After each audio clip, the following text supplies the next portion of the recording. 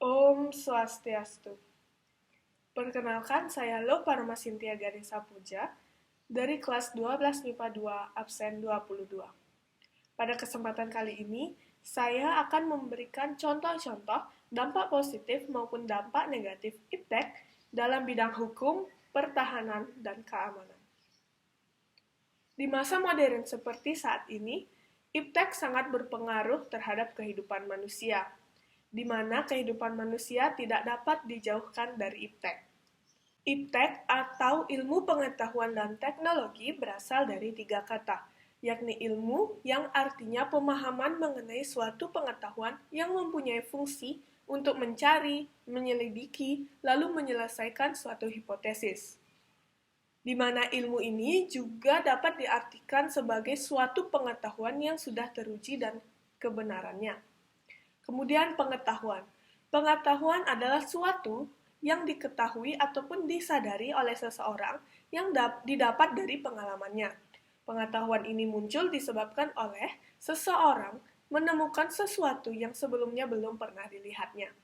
Sementara teknologi berarti suatu penemuan melalui proses metode ilmiah untuk mencapai suatu tujuan yang maksimal, dan dapat pula diartikan sebagai sarana bagi manusia untuk menyediakan berbagai kebutuhan dan dapat mempermudah aktivitasnya. Oleh karena itu, dapat disimpulkan bahwa iptek berarti suatu ilmu yang mempelajari mengenai berbagai informasi dan pengetahuan terkait teknologi di berbagai bidang. Iptek juga dapat dikatakan sebagai suatu sumber informasi yang dapat meningkatkan pengetahuan ataupun wawasan seseorang di bidang teknologi. Iptek juga dapat dikatakan sebagai segala sesuatu yang berhubungan dengan teknologi, baik itu penemuan yang terbaru maupun perkembangan di bidang teknologi itu sendiri. Iptek memiliki dampak positif di bidang hukum, yakni yang pertama, berkat iptek, adanya penguatan supremasi hukum, demokrasi, dan tuntutan terhadap dilaksanakannya HAM. Yang kedua, menguatnya regulasi hukum dan pembuatan peraturan perundangan yang memihak dan bermanfaat untuk kepentingan rakyat.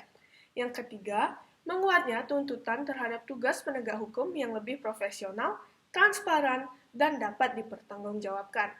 Kemudian yang keempat, menguatnya supremasi sipil dengan mendudukkan tentara serta polisi sebatas penjaga keamanan, kedaulatan, dan ketertiban negara.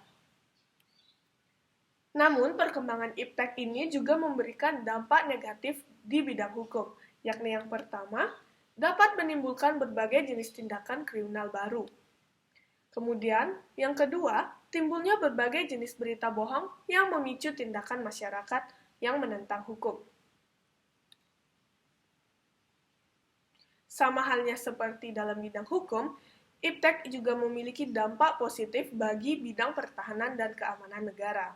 Dalam Undang-Undang Nomor 3 Tahun 2002 Pasal 7 Ayat 2 dan Ayat 3 menyatakan bahwa terdapat 2 jenis ancaman, yakni ancaman militer dan ancaman non-militer, di mana perkembangan iptek dapat memperkuat pertahanan atau malah justru memicu munculnya ancaman baru bagi pertahanan dan keamanan negara. Adapun dampak positif iptek di bidang pertahanan dan keamanan negara, yakni yang pertama, peningkatan akuransi dan keandalan teknologi persenjataan dengan rekayasa hardware dan software. Teknologi informasi dapat mempercepat penyampaian informasi sehingga dapat mempercepat pengambilan keputusan. Yang ketiga, pemerolehan personel militer yang mumpuni, yaitu dengan rekrutmen berbasis teknologi informasi. Yang keempat, iptek dapat membantu pasukan untuk memperoleh informasi pada waktu dan tempat yang tepat sehingga pasukan menjadi lebih fleksibel dalam bergerak. Kemudian yang kelima, iptek memungkinkan penggunaan program kecerdasan buatan untuk mensimulasikan formasi dan kekuatan musuh serta memungkinkan serangan menjadi efektif dengan tingkat keberhasilan yang cukup tinggi. Selain dampak positif, iptek juga memberikan dampak negatif di bidang pertahanan dan keamanan. Dampak negatif tersebut yakni yang pertama, penyalahgunaan satelit oleh para teroris seperti melacak kondisi tempat mereka akan melakukan kejahatan. Melalui media internet, pelaku teroris dapat berkomunikasi dengan sesama teroris maupun untuk mencari pengikut. Berkat adanya iptek, dapat memunculkan perang informasi dengan memanfaatkan perkembangan teknologi informasi, karena sifat penggunaan sistem secara bersama-sama. Berkaitan dengan teknologi senjata musnahan massal, seperti senjata nuklir dan senjata biologi, dikhawatirkan akan menjadi ancaman terbesar bagi suatu negara bila digunakan oleh pihak yang tidak bertanggung jawab. Sekian yang dapat saya sampaikan pada kesempatan kali ini. Saya ucapkan terima kasih.